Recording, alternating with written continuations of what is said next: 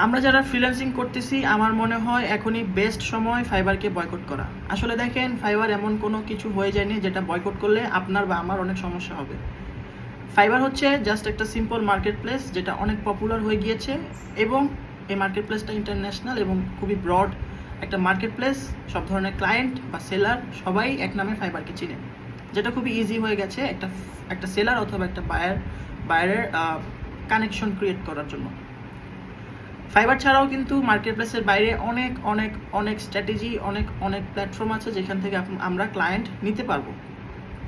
আপনি যখন কোনো একটা স্কিল পারবেন বা আপনার যখন কোনো একটা স্কিল সেট তৈরি হবে এবং আপনি যখন আপনার নিজের কাজের স্যাম্পল বা আপনি কাজের পোর্টফোলিও তৈরি করবেন, নিজের ব্র্যান্ড তৈরি করবেন, তখন কিন্তু আপনার খুব সহজ হয়ে যাবে মার্কেট প্লেসের বাইরে ক্লায়েন্ট হান্ট করা।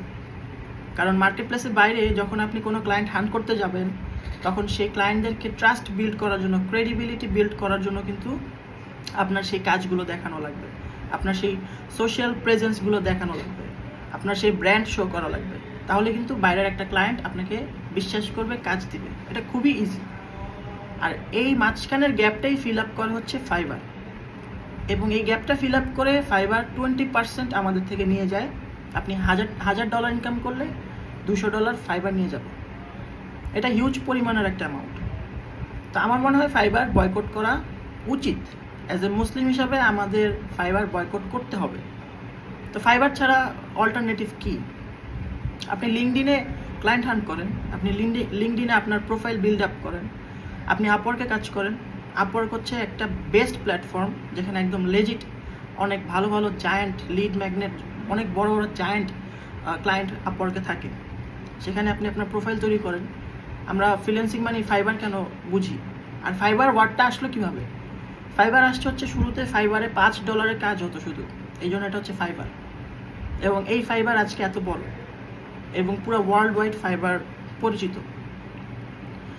হ্যাঁ, এটা সত্য যে ফাইবারের থেকে যেই রেভিনিউ বা ফাইবার থেকে যেই আর্নিং সোর্স বা আর্ন করা যে টাকা ফাইবার আর্ন করে, সেটা সরাসরি ইসরায়েলের যে কনফ্লিক্ট, ইসরায়েল প্যালেস্টাইনের যে কনফ্লিক্ট, এই কনফ্লিক্টে ডোনেট করে কিনা বা যায় কিনা সেটা আমরা জানি না।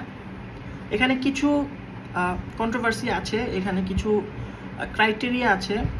বাট অ্যাজ এ মুসলিম আমি বলতে চাই যে আসলে ফাইবার বয়কট আমাদের করতে হবে। অনেকে বলে যে ফাইবার থেকে আমরা যে টাকা ইনকাম করি সেটা যদি আমরা গাজাতে বা প্যালেস্টাইনে যদি আমরা ডোনেট করি তাহলে জিনিসটা ব্যালেন্সড হয়। দেখেন, ফেসবুক যেই প্ল্যাটফর্মে আপনি এই ভিডিওটা দেখতেছেন, এই প্ল্যাটফর্মটার থেকেও কিন্তু টাকা ইসরায়েলে যাচ্ছে, এটা মাথায় রাখতে হবে।